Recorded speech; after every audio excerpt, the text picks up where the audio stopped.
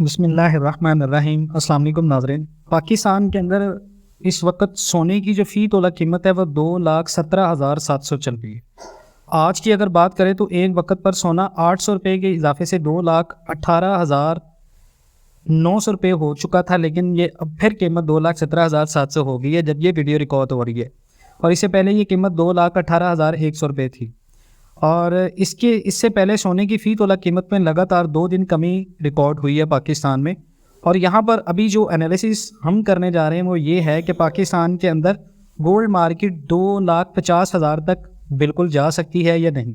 सबसे पहले मैं आपसे कुछ बातें शेयर करना चाहूँगा जो आपको समझनी है। जिन लोगों ने इन्वेस्टमेंट किया है, जिस बंदे की ख़रीद है 2,20,000 से 2,40,000 तक, और वो सिर्फ इस इंतज़ार में है कि कब ये रेट मिलेगा मुझे और कब मैं इस मार्केट से एग्जिट होऊंगा, तो ये वो बंदे के लिए समझने की बात है। अगर आपको कोई ये कह रहा है कि आप अपनी इन्वेस्टमेंट को विड्रॉ कर लें, आप कैश में कन्वर्ट कर लें गोल्ड को, आपके लिए फ़ायदेमंद होगा, गोल्ड नहीं बढ़ेगा, डॉलर नहीं बढ़ेगा, डेफिनेटली एक हाई नकदे मैं बार बार सुजेस्ट कर रहा हूँ लोगों को, बार बार आप लोगों को बता रहा हूँ कि ऐसी गलती अभी ना करें।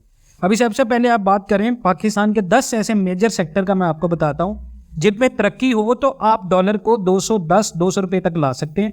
अगर नहीं होगी तरक्की तो आप नहीं ला सकते। सबसे पहला जो आपका सेक्टर है वो है एग्रीकल्चरल। पाकिस्तान के अंदर खेती बाड़ी को अगर आप देखें तो हम खेती बाड़ी को, ये बड़ा, मैं आपको जो चीज़ें बता रहा हूँ बड़ी फैक्ट्स के साथ बता रहा हूँ और मिसाल के साथ बताऊँगा आपको। आपके मुल्क के अंदर सबसे ज़्यादा जो चीज़ जिसके ऊपर पाकिस्तान की मईशत की बैकबोन है वो है एग्रीकल्चर।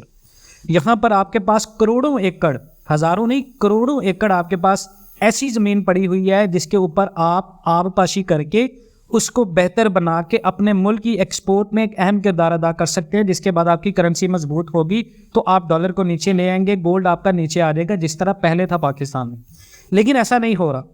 ना आपके पास कोई एडवांस फार्मिंग टेक्निक्स है, ना आपके पास कोई प्रीसेशन एग्रीकल्चरल का, और ना आपने कोई टेक्नोलॉजी अभी तक इंट्रोड्यूस करा इरिगेशन के लिए। आज भी आप वो नहरी निज़ाम के ऊपर डिपेंड करते हैं। सैलाब आ जाए तो आपकी सारी तबाही, जो फसल की तबाही होती है वो भी हमने 2022 में देखा, सैलाब आया और पाकिस्तान की जो एक्सपोर्ट्स हैं वो बहुत ज़्यादा मुतासिर हुई।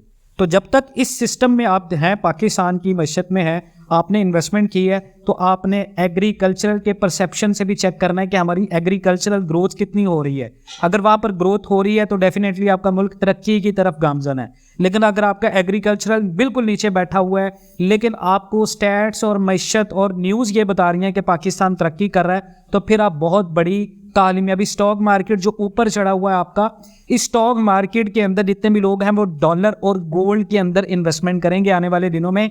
ये वो बड़े मगरमच्छ हैं जिनको ये पता चलता है कि अब किसका बूम होने वाला है। उसके बाद है पाकिस्तान के अंदर इन्वेस्टमेंट। आप देखें, ना तो हमने एलोकेट किया है किसी रिसोर्स को कि हम कोई आईटी इंफ्रास्ट्रक्चर बनाएं। अपने मुल्क के अंदर जितने भी आईटी स्किल्ड लोग हैं पाकिस्तान के, वो सारे बाहर जा रहे हैं। मैं आपको जो सोने के रेट की वजूहात बता रहा हूँ कि ये आने वाले दिनों में बढ़ेगा और क्यों बढ़ेगा।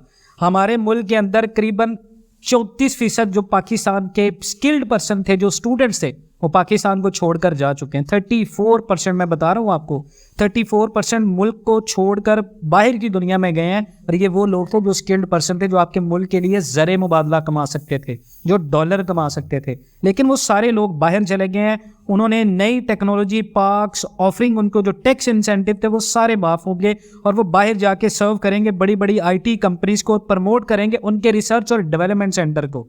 तो पाकिस्तान इस चीज़ में भी बहुत ज़्यादा पीछे है। डेट मीन्स कि हमारी जो ग्रोथ हो रही है वो सिर्फ कर्जे की बेस पे एक दिखावा है। इसके बाद असल कहानी शुरू होगी मईशत की, जब नई हुकूमत आएगी।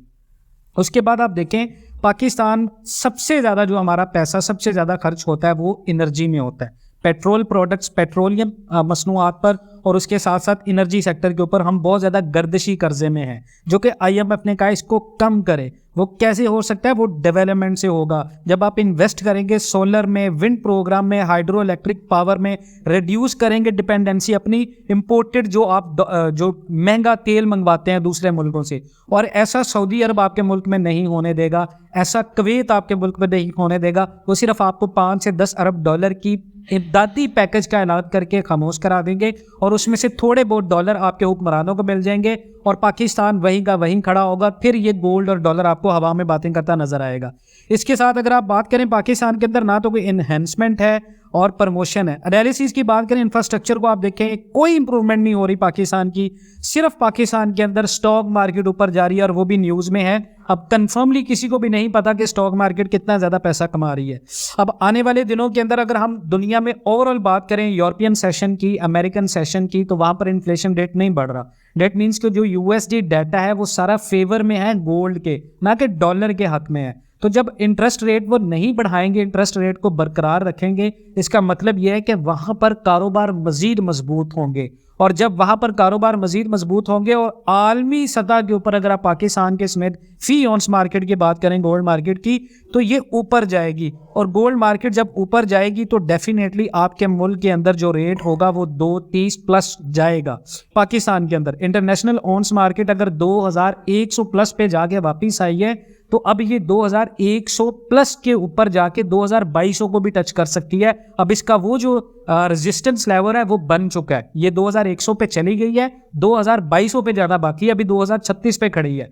तो आपके मुल्क के अंदर रेट को इतना ज़्यादा नहीं बढ़ा। हाजी हारून रशीद का एक बहुत बड़ा किरदार है कि उन्होंने गोल्ड के रेट को बहुत दबा के रखा, और ये which is very good for Pakistani आम आवाम के लिए बहुत ज़्यादा खुशी की बात है कि लोगों ने शादियां करनी थी और गोल्ड को कंट्रोल किया है। लेकिन इसके अगर आप दूसरी तरफ से जाविये को देखें तो ये बहुत ज़्यादा खतरे की भी बात है। आपके मुल्क के अंदर सबसे ज़्यादा लोग इन्वेस्टमेंट कर रहे थे डॉलर के अंदर, गोल्ड के अंदर।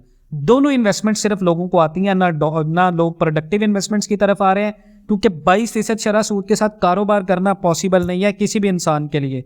और यही वजह है कि पाकिस्तान के अंदर लोग गोल्ड में इन्वेस्टमेंट कर रहे थे, बिना मेहनत किए लोग पैसा कमा रहे थे। अब इसको अगर जैम किया है, आने वाले दिनों के लिहाज से अगर आप प्रेडिक्शन की बात करें, कब तक होगा 225 230 तक रेट? देखिए, मैं एनालिसिस कर रहा हूँ, मेरा एनालिसिस ये कहता है कि जनवरी से फरवरी तक 225 या 230 तक रेट जा सकता है, यानी 230 तक रेट जा सकता है। उसकी ऑथेंटिक रीजन ये है कि जनवरी के अंदर जब आपको $71 मिलियन की इन्वेस्टमेंट मिल जाएगी आईएमएफ से, उसके बाद आपने एक दफा आईएमएफ की जो शर्त है पॉइंट नंबर 3 के साथ, उसमें आपने अपनी तमाम तर एलसीज को रिकवर करना है, कवर करना है। अब जब एलसीज आप कवर करेंगे अपनी सारी, तो डेफिनेटली पाकिस्तानी रुपये के ऊपर प्रेशर आ जाएगा। अब वो जो प्रेशर बढ़ेगा उसके साथ साथ फरवरी या मार्च के अंदर आई थिंक के पाकिस्तान की पेमेंट्स भी ड्यू हो रही हैं।